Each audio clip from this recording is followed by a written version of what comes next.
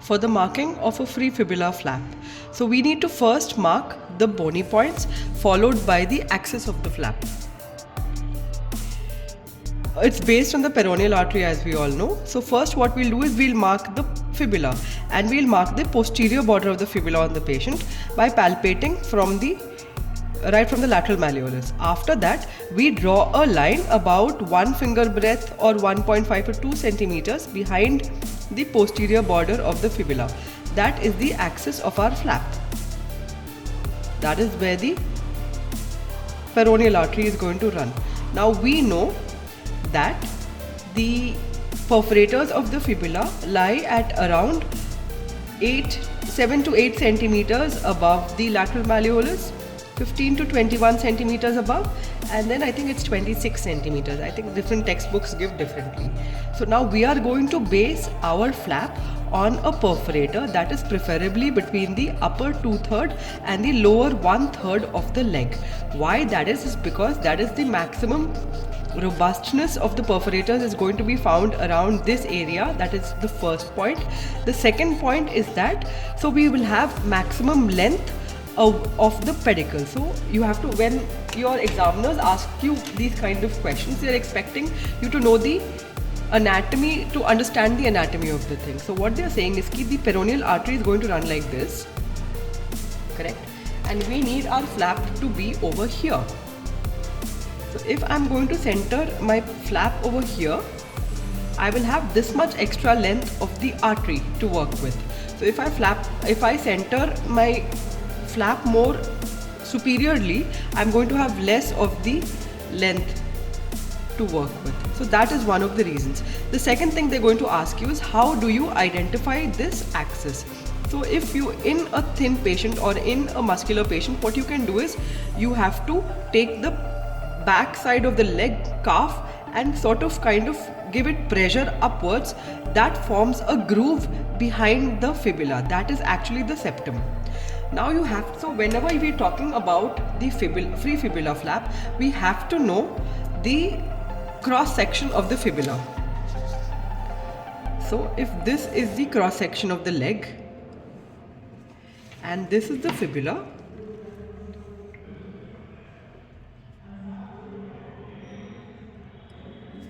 and this is the tibia, which is a subcutaneous bone.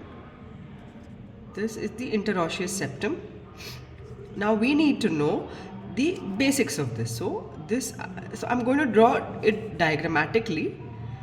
This is going to be the anterolateral intermuscular septum. This is going to be the posterior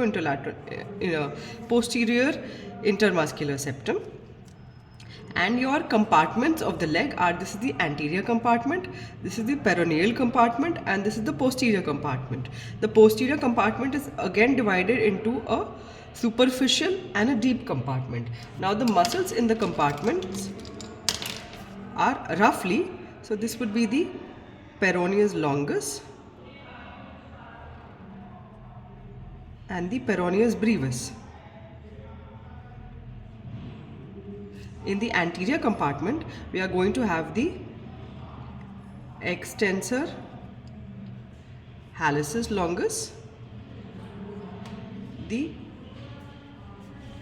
extensor digitorum, this is the extensor hallucis longus, the extensor digitorum, and the tibialis anterior.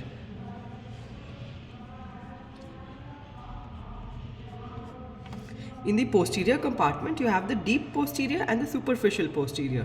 Superficial posterior is easy. We have the gastrocnemius and the soleus.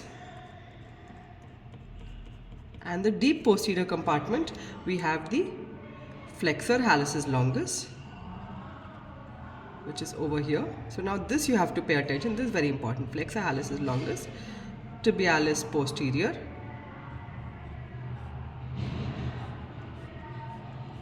and the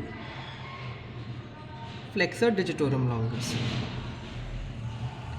Now we need to know where the vessels lie. The vessels, the peroneal artery is lying over here.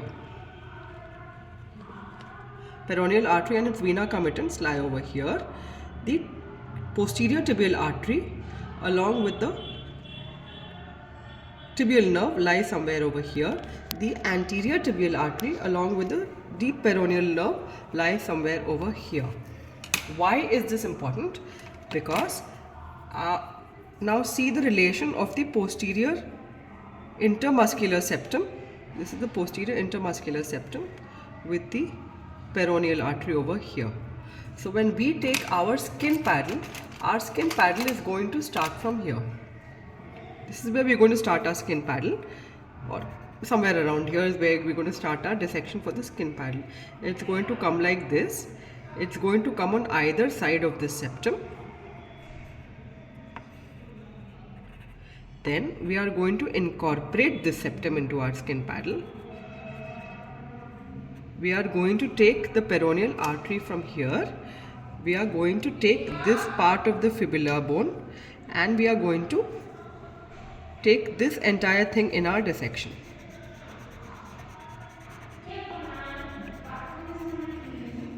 This whole thing is going to be part of our dissection. So once you understand this, you will be able to identify how our skin paddle and how our entire dissection specimen is going to come out. So I have made a fibula specimen which looks something like this. So this is how it's going to look if you look at it like this. Yeah. So this is how it's going to look. You can take it from here. This is how it's going to look. If this is the skin paddle, this is the posterior septum, and this is, it's going to be over here. This is the posterior septum. This is the vascular axis, that's the peroneal artery. In that case, this is going to be the peroneal surface or the plating surface, and this is going to be the extensor surface, or where the implants are going to be implanted. So remember, P for plating. Anterior is where your dental implants are going to come. This is the posterior intermuscular septum on which the skin paddle is raised, and this is the peroneal artery on which the entire fibula is raised. So when we do our osteotomies, this is what we'll have to take to the exams. This kind of, we make a triangle with a cardboard and then we fix a skin paddle onto it. We fix the septum. This is the septum and this is the vessel. This is what you're going to take to the exam, and this is what they're going to ask you where you're going to do the osteotomies.